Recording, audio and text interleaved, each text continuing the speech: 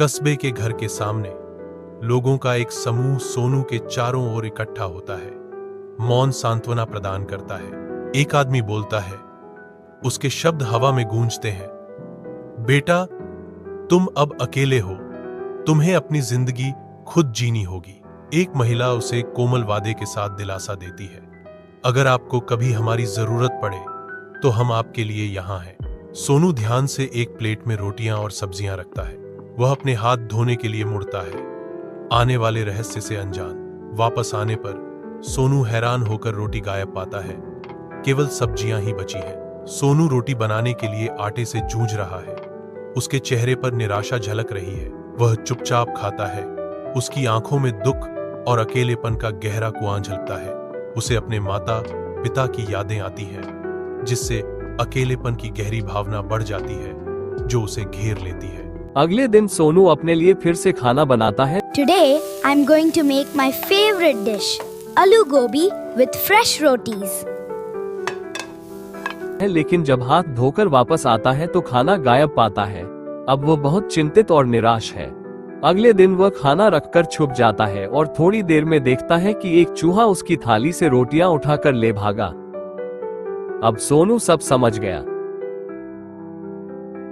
अगले दिन वह अपने साथ एक चूहा पकड़ने वाली प्रशिक्षित बिल्ली लाता है और उसको घर में छोड़ देता है।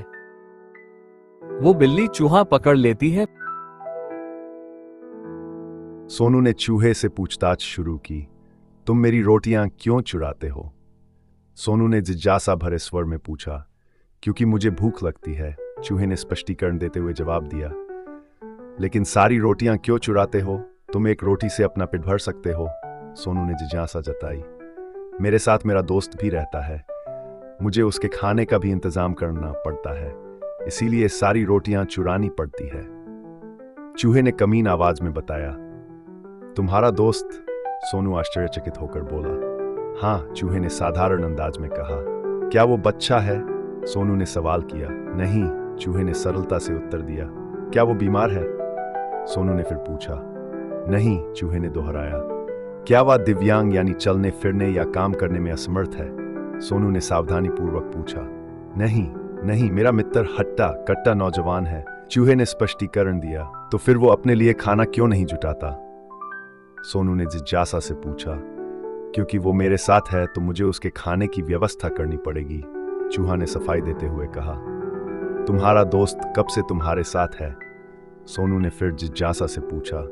लगभग 3 महीने से, चूहा सामान्य स्वर में बताया। क्या तुम उसे अपना दोस्त कहना पसंद करोगे जो तुम्हारे भरोसे अपनी जिंदगी काट रहा है? सोनू ने तंज कसा। ऐसा क्यों? चूहा अवाक होकर पूछने लगा।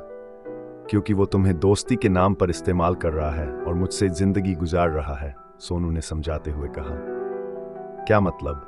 चूहा उलझन में पड़ा। वो एक नाकारा दोस्त है जो तुम्हारा केवल इस्तेमाल कर रहा है, क्योंकि दोस्त अपने दोस्त की हर परिस्थिति में सहायता करता है, उस पर बोझ नहीं बनता।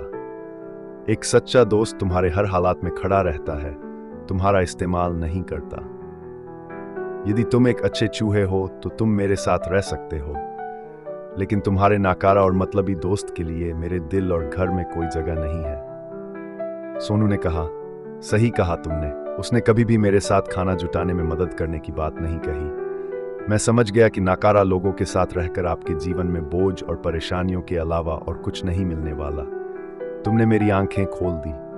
मैं उसको अभी अपने घर से निकाल देता हूं, चूहे ने विचारशील होकर जवाब दिया। सिखाते हुए कहा गया, सीख, हमेशा सच्चे दोस्त बनाएं, नाकारा लोगों को पहचानें और उनसे दूर रहें।